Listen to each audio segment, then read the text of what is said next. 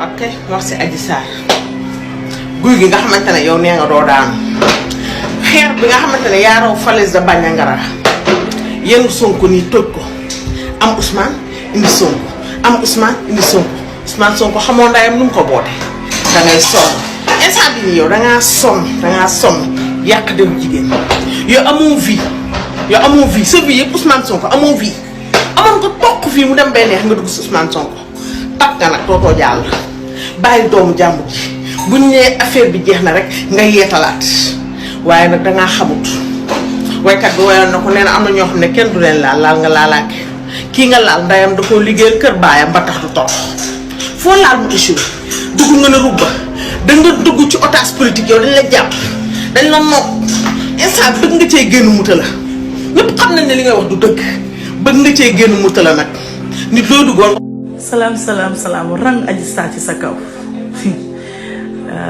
da ngeen a soxla waat sacrifice pour deret mars la woon 14 doom dee tey ñaata nga bëgg ñu dem da nga am téere booy essayer ok d'accord mais fii bu say mbokk demul fii benn jeune dootu fi dem ko yow doyalagoo ci suul bi ba tey Adji Sarr yow kañ ngay doyal ci néew yi Adji Sarr 14 doom yi dee doyu la da ngeen a am téere bu ngeen di essayer mars bi yéen a ay pour tout deret chaque mars yéen ay aya mais mars bii du yomb ci yéen bii benn ndaw du fi dee benn jeunesse du fi dee benn jigéen du fi dee Adji Sarr su bokkul ñu la Adji Sarr tax nga ñu bëgg a doon góor ci àddina Sarr yaa yées Adji Sarr yaa bon ak ñi nekk sa ginnaaw su bokkul ñu leen ci sacrifice yi ngeen di def mois de mars mën a fen lu nee nga doo bàyyi nee nga dangaa jàpp ba mu dëgër doo bàyyi waaye bi lay Sonko la de sa teeral nga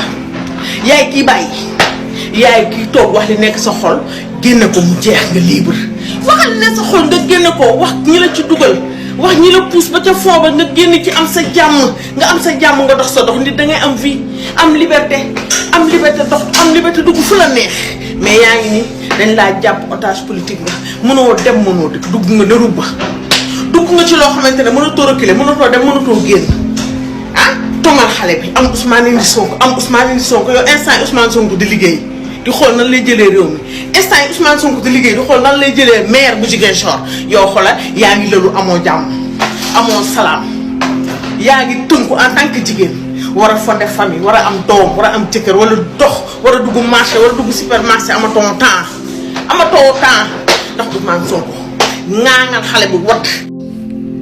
Excusez-moi, c'est quoi le deal?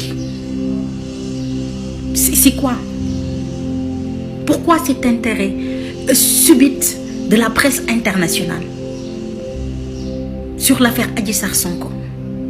Pourquoi TV5, Journal du Monde, Jeune Afrique? Pourquoi France 24? Pourquoi cette presse internationale s'intéresse à un fait divers au Sénégal? Et pourquoi maintenant? C'est quoi le deal? C'est quoi le lobby? Pourquoi certains Sénégalais de la diaspora ont retourné leur veste? On ne sait pas s'ils narguent les parents des personnes qui ont perdu la vie en mettant leur musique, en dansant et en faisant croire, comme des imbéciles au fait, en faisant croire aux Sénégalais qu'ils s'étaient trompés, qu'ils ont suivi le mouvement. Vous savez quoi? Les Sénégalais en ont marre. On en a ras le bol. On en a ras le cul de l'histoire Adji Sarr Ousmane Sonko. Faites ce foutu procès et laissez-nous vivre. On a des choses plus importantes à régler sur ce pays. La hausse des denrées alimentaires. Le chômage des jeunes. En mars dernier, il y a des petites et moyennes entreprises qui ont subi la violence qui est survenue après ce scandale de Adji Sarr Ousmane Sonko. Des gens ont perdu la vie. 14 personnes ont perdu la vie. On n'a pas oublié et on ne va pas oublier. On veut plus que vous que ce procès se fasse. Il est temps que ngeen def procès bi ngeen may ñu jàmm may ñu respirer lu ñu lekk lañ tal lu ñu naan lu ñu dépensons lañ tal. On ne veut pas de cette histoire dans l'actualité sénégalaise. On ne veut pas de cette histoire que mu nekk actualité au Sénégal. On en a assez souffert.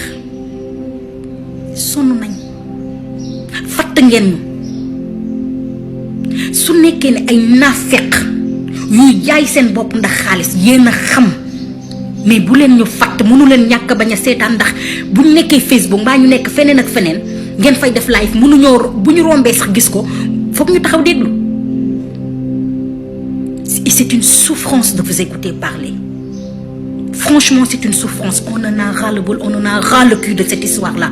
Faites ce procès et laissez-nous tranquilles. Allez vous faire foutre avec cette histoire. Je ne sais pas c'est quoi le deal ni le lobby avec l'international, mais on y fera face.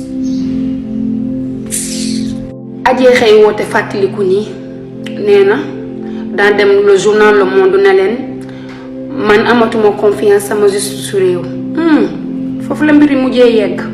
Mu tek ci mu né bala mo nelaw il faut mu nan somnifère tante na xaru ay yoni yoon yow lu raw somnifère sa ding ko nan bala nga nelaw waye nak jaru nga ñuy fatali ndax ñun faté wuñ ndax faté xaju fi gis nga xam nga lan mo gëna neex ci doon Sénégal ñun duñu faté dañuy faté lu waye ñun duñu faté suñu fukki bakkan ak ñent yi ci rot ñonu mënuñu ko faté te bul faté ñu ñoo nga top ka batay da nga néwon da nga wanu lo ay doom ji xana warna wara mënu juddu nak ñu laax ngenté dal di jall ci leneen bu ñu yakal nak la xew Ukraine rek doyna seuk ak Poutine lam fa déclencher bu fi déclencher benen guerre dimbulé ñu rek te yalla rek ta Adji Sarr di wax ni rek daf ma violé teddema après sax bu mu njëkkee ñëw yor na capote après capote bu verte après mu ñëw tëddawaat ma ak capote bu rouge après ci la ñëwaatee mu raay ma daanu mu tëddeewaat ma